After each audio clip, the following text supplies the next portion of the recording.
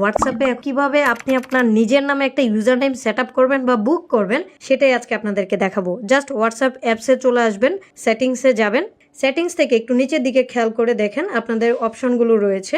আপনি অ্যাকাউন্টসে চলে যাবেন, জাস্ট অ্যাকাউন্টস থেকে দেখেন অপশন দেখাচ্ছে কিন্তু আমাদের অনেকগুলো, যেমন সিকিউরিটি নোটিফিকেশন, পাস কি, email address, 2 step verification, business platform, তারপরেই কিন্তু আছে ইউজার নেম। দেখেন আমরা এতদিন দেখেছি যে বিভিন্ন প্ল্যাটফর্মে আমাদের ইউজার নেম সেট আপ করতে দিচ্ছে, এখন কিন্তু হোয়াটসঅ্যাপেও দিচ্ছে। ইভেন এটা যদি খুব দ্রুত রিজার্ভ না করেন, লেখা আছে reserve a user name to help customer find your business.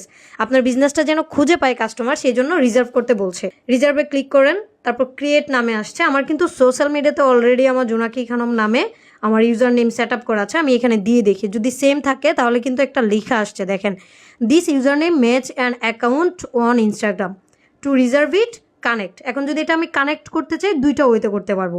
আপনার এটাকে অবশ্যই আমার ফেসবুক অথবা ইনস্টাগ্রামের সাথে কানেক্ট করতে হবে, একটু প্যারামা। সো আমরা চাইলে এটাকে একটা ডট দিয়ে আমি আমার অন্য একটা সংখ্যা ইউজ করতে পারি। সো এটা দেওয়ার পরে দেখেন তো, এই যে এখন কিন্তু আমাকে বলছে টিকমার্ক দিয়ে যে this user name is available.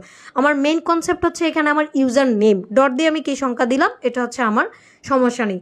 সাজেস্টেডও কিন্তু আমাকে বলছে যে জোনাকি খানম @BD দিতে পারি। সো এটা দিচ্ছি, এটা আবার ম্যাচ করে যাচ্ছে পুরোপুরি আমার ফেসবুক আইডির সাথে, কারণ ফেসবুক আইডিতে আমার এভাবেই দেয়া। সো আমি চাই যে একটা ইউনিক নামেই দেই যেটাতে আমার খুঁজে পাবে। সো দিলাম, দেওয়ার পরে রিজার্ভে ক্লিক করবেন।